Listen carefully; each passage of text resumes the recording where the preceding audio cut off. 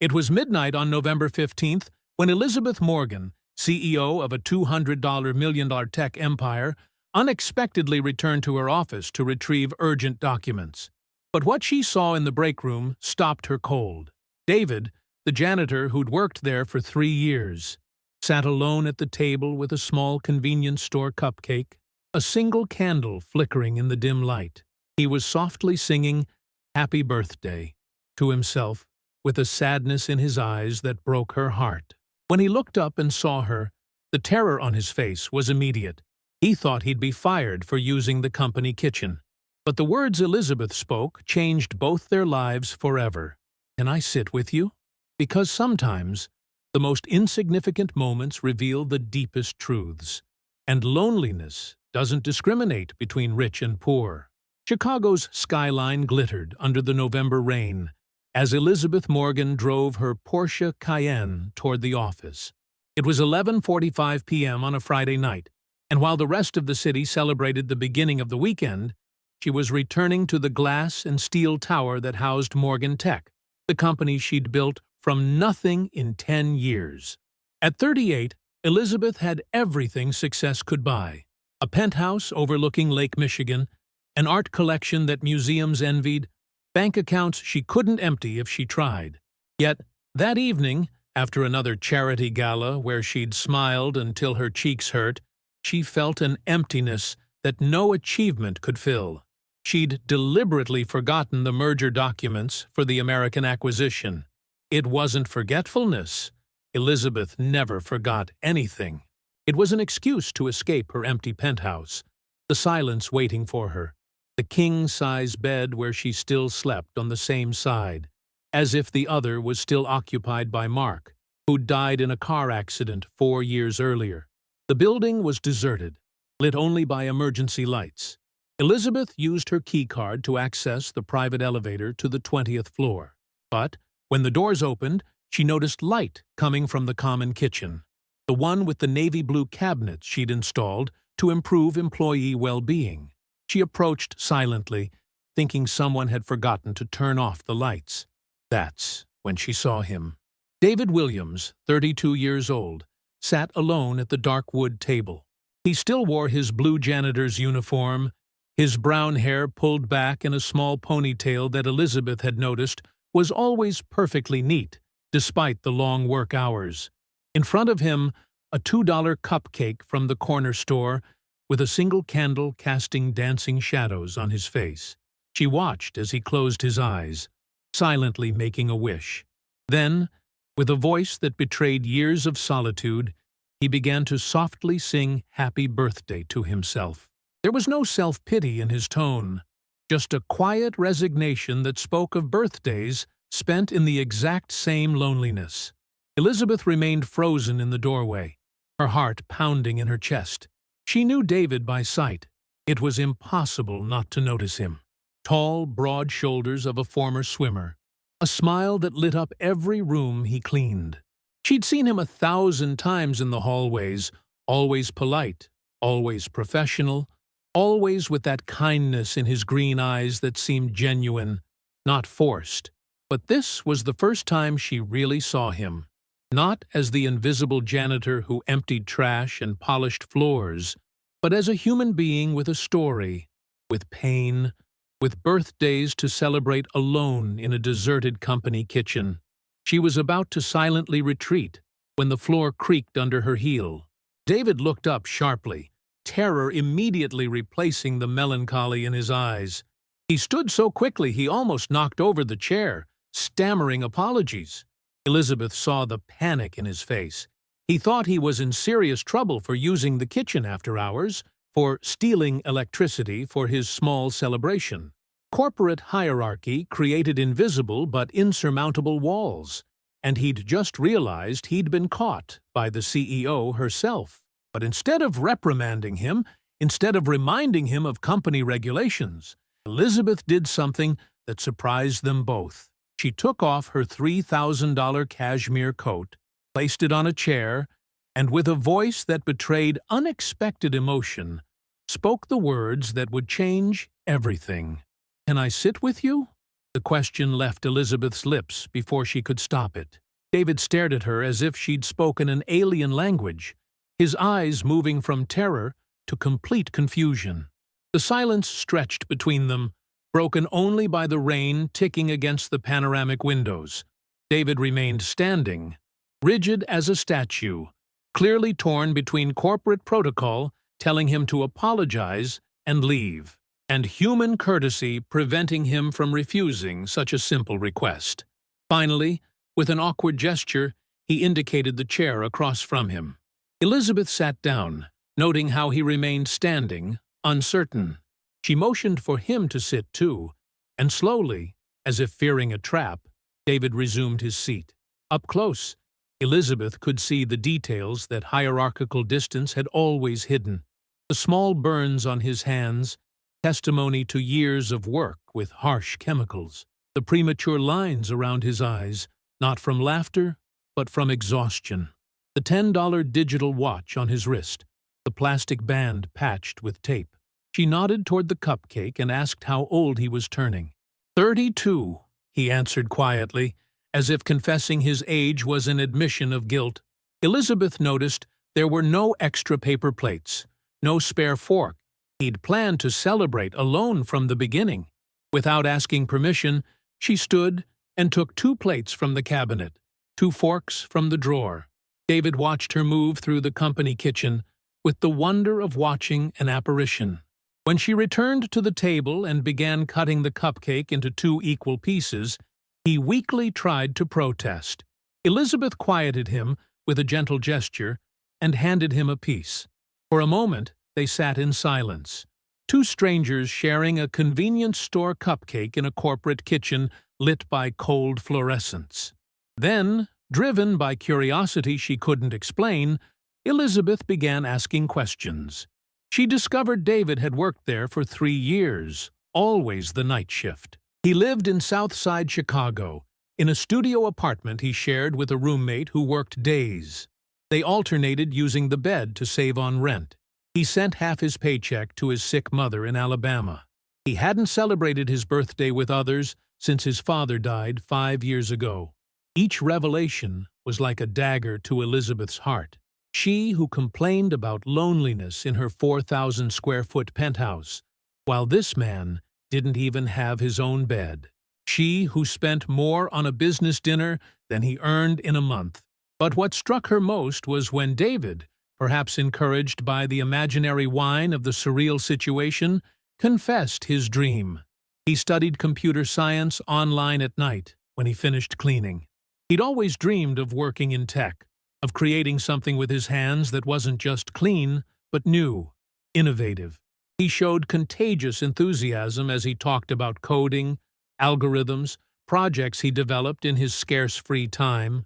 Elizabeth listened, fascinated. It wasn't the servile admiration of someone seeking favors from the boss, but the genuine passion of someone who truly loved what they studied. It reminded her of herself 10 years earlier, when she coded at night in the garage, dreaming of building something great. She looked at the clock. 2 hours had passed. The cupcake was finished, reduced to crumbs on the plate. David seemed to have forgotten who he was talking to, animated as he explained an app he was developing to help elderly people use technology. It was at that moment Elizabeth made a decision that would change both their lives. But first, she needed to better understand who the man sitting across from her really was.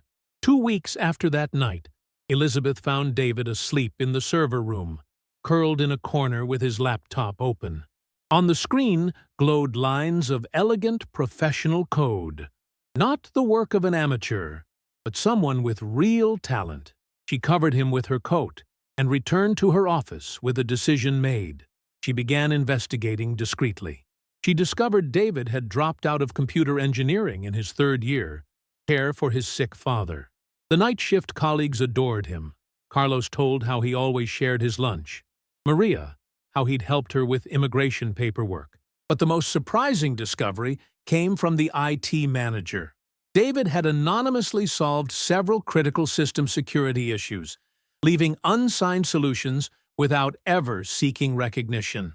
One night, In their now usual break room after midnight, Elizabeth confronted him. She'd brought homemade pasta, something she hadn't cooked in years. While they ate, she asked about the security patches. David, blushing, admitted everything. He explained he couldn't ignore vulnerabilities that would damage the company. But when she asked why he'd never sought a promotion, his answer chilled her. People like him didn't get promotions. The world was divided between those who cleaned and those who were cleaned for. Then, David confessed something unexpected. He'd seen her crying in her office, had noticed Mark's photo on her desk, had understood her pain, but never said anything, respecting her in silence. That revelation broke down every barrier.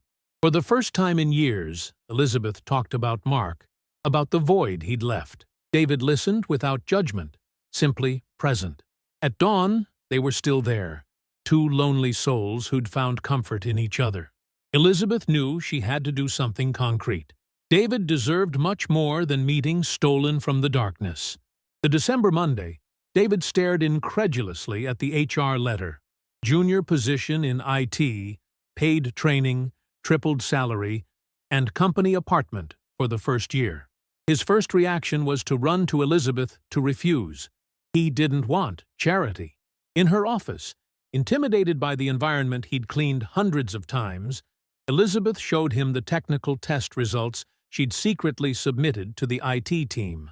David had passed brilliantly, ranking first among 50 candidates. It wasn't charity, but smart business. His anonymous patches had already saved the company hundreds of thousands in potential breaches. David expressed his terror. How would colleagues take it? He'd be seen as the CEO's favorite. Elizabeth had planned everything. 3 months of training with external certification, 6 months at a branch office to build his reputation, then return to headquarters with undeniable credentials. As for their friendship, she was honest. It was the most real thing that had happened to her in years, but how to handle it would be his choice. David accepted on one condition: finish his last month as a janitor to properly say goodbye to colleagues. On his last night, the night shift organized a farewell party in the break room. The biggest surprise was seeing Elizabeth there, in jeans and a sweater, serving coffee and laughing with Maria. She'd come as David's friend, not as CEO. While they cleaned the offices together one last time, David confessed that in 3 years he'd learned more about human nature than at university. He'd seen executives cry, junior analysts sleep under desks, guards studying at night. He'd carry this wisdom to his new role, promising never to forget where he came from. 6 months later, David returned to Chicago headquarters as junior IT security specialist. His entry was discreet. Elizabeth had kept her promise to let him build his own reputation. But those who knew him from his cleaning days immediately noticed the change. It wasn't just the modest but elegant suit, or the straighter posture of someone who no longer had to bend for hours. Enjoying the story? Give it a little like, and don't forget to subscribe. Now then, let's carry on. It was the light in his eyes, the confidence of someone finally doing what they were born for. His cubicle was modest but organized, with a photo of his mother on the desk and, in a corner, a small plant Maria had given him. The first days were difficult. Some IT colleagues looked at him suspiciously, aware of his past. During a meeting, a senior developer made a sarcastic comment about how some prefer cleaning code instead of floors. The silence that followed was heavy, everyone waiting for David's reaction. Instead of taking offense, David smiled and replied that he'd indeed learned a lot from cleaning. The importance of details, systematization, and above all that a good system, like a good floor, is only noticed when it doesn't work. Then he proceeded to present an elegant solution to a problem the team had been fighting for weeks. The senior developer made no more comments. Elizabeth watched from afar, proud but maintaining the promised professional distance. They still met, but now for quick public coffees, professional conversations with personal subtexts only they understood. Their friendship had evolved, matured into something deeper but necessarily more discreet. It was during a serious cyber attack that David truly proved his worth. It was a Sunday evening when the system was compromised. While the senior team panicked, David noticed something others had missed. The attack pattern was similar to a vulnerability he'd anonymously patched months earlier. He worked 18 consecutive hours, applying creative solutions he'd developed during long nights studying in the server room. He not only stopped the attack, but traced the source and implemented defenses that made the system more secure than before. The CTO called it the save of the year. But the real test came at the company's annual gala. David received an invitation. He was now part of the team that mattered. The evening of the event, he entered the five-star hotel ballroom feeling like a fish out of water.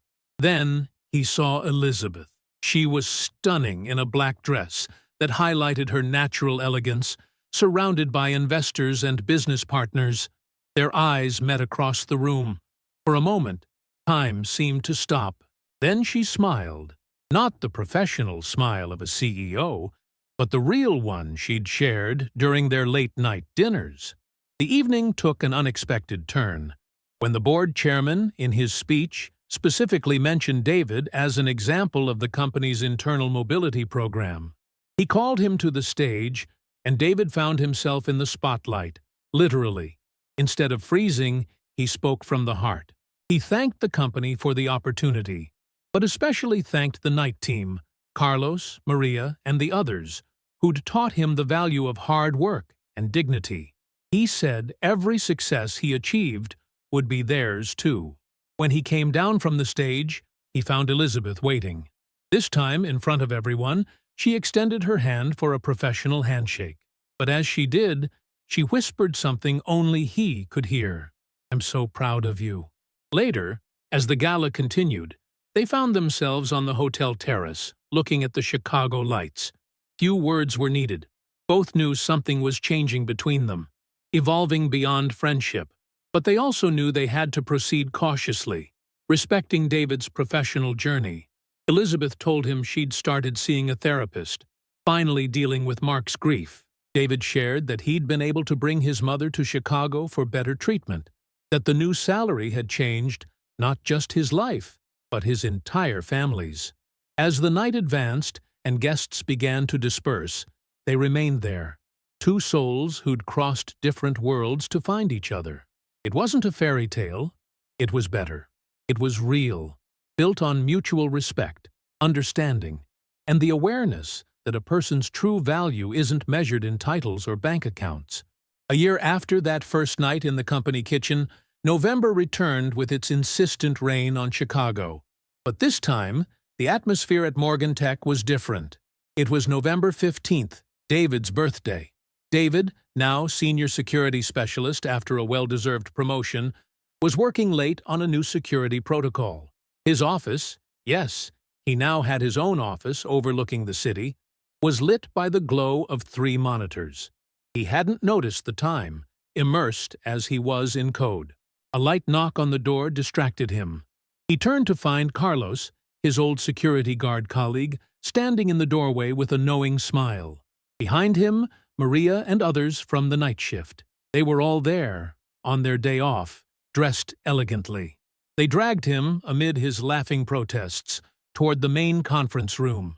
When they opened the doors, David was breathless. The room was transformed. Soft lights, set tables, and at least 50 people. A mix of IT colleagues, the night team, even the CTO and other executives. At the center, Elizabeth. Not in her role as CEO, but simply as Elizabeth. She wore the same simple sweater from David's farewell party, her hair casually pulled back, the genuine smile she reserved only for real moments. The party was a triumph of authenticity in a world often dominated by appearances. Maria had cooked her famous empanadas. Carlos had brought his guitar and played songs that made people laugh and cry. The IT colleagues, initially stiff, relaxed when David told funny anecdotes from his janitor days, like when he'd accidentally locked the CFO in his office while cleaning. But the most touching moment came when David was called to cut the cake. Not a convenience store cupcake this time, but an elaborate creation from Chicago's best pastry chef. Before doing so, he asked for silence. He spoke of how a year earlier he'd celebrated alone, convinced that was his life, of how a chance encounter had changed everything. He looked at Elizabeth as he spoke, and everyone in the room understood there was something deeper between them, something that went beyond the professional relationship. He thanked everyone present, from the CEO to the new janitor who'd taken his place. He said Morgan Tech wasn't just a successful tech company, but a place where miracles could happen if people truly saw each other. Elizabeth stood to respond. She spoke of how David had taught her that success without humanity was empty, of how his humility, kindness, and technical brilliance had made the company not just technically safer, but more human. She announced she was establishing a scholarship program for employees wanting to improve their skills, called the Williams Program, in his honor. As the party continued, David and Elizabeth found themselves on the office terrace, the same place where a year earlier he'd cleaned windows looking at a city that seemed so far away. Now that city was at his feet, not conquered, but embraced. Elizabeth handed him a gift. It was small, simply wrapped. Inside, a key. David looked at her, confused. She explained it was the key to a small office in a co-working space in the tech district. She'd noticed he was developing an app in his free time, the one to help elderly people with technology. She believed in him, not as a CEO, but as a friend, as something more. She wanted to invest in his dream. David pocketed the key and took Elizabeth's hands.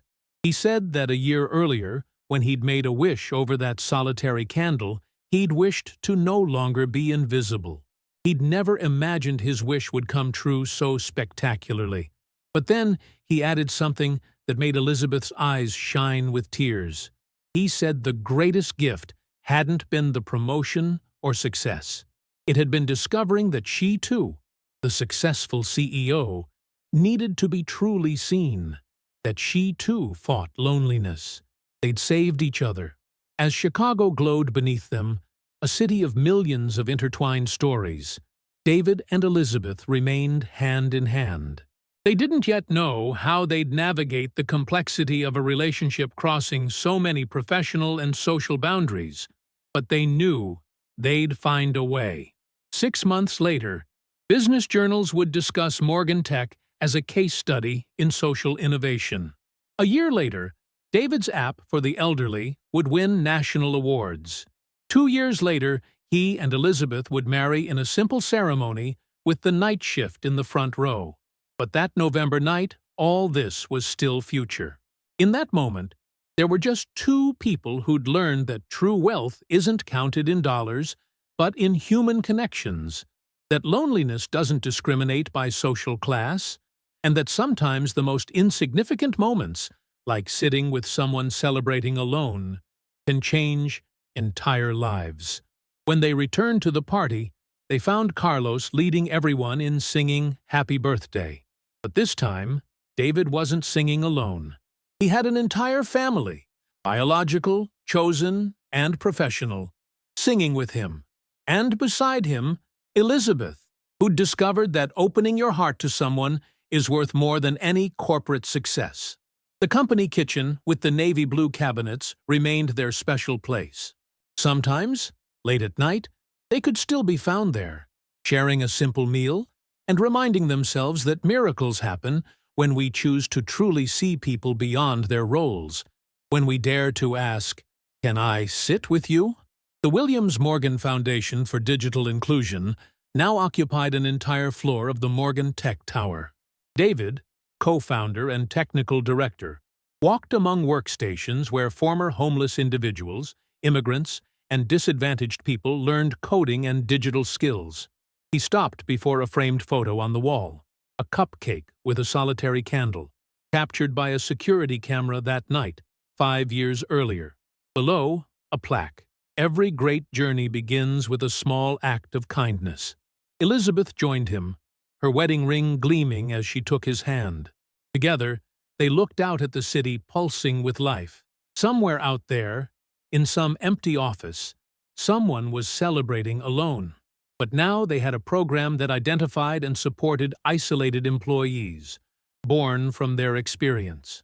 Their 2-year-old son, Mark, slept in the company daycare downstairs, surrounded by children of employees from every level and background. He was growing up in a world where a person's value wasn't measured by job title, but by heart. Maria, now night shift supervisor, passed by and smiled seeing them. Carlos, who'd taken evening classes and become an IT support specialist, followed her discussing the new security system. Morgan Tech had become a model of social mobility and inclusion, studied in business schools worldwide. But for David and Elizabeth, it remained simply the place where two lonely souls found each other, where a "Can I sit with you?" changed everything. That evening, like every November 15th, they would dine in the old company kitchen. Not for nostalgia, but to remember that happiness doesn't lie in golden ballrooms, but in shared moments, that love knows no hierarchies, and that sometimes sitting beside someone in their moment of solitude can start a revolution. Like if you believe kindness can change lives, comment which moment touched you most. Share to inspire others to see beyond appearances. Subscribe for more stories of hope and human transformation. Loneliness is democratic. It spares neither CEO nor janitor. But kindness is democratic too. A simple, "Can I sit with you?" can build bridges between worlds that seemed irreconcilable. Because in the end, we all celebrate birthdays, we all need connection, and we all deserve to be seen for who we truly are, not the role we play.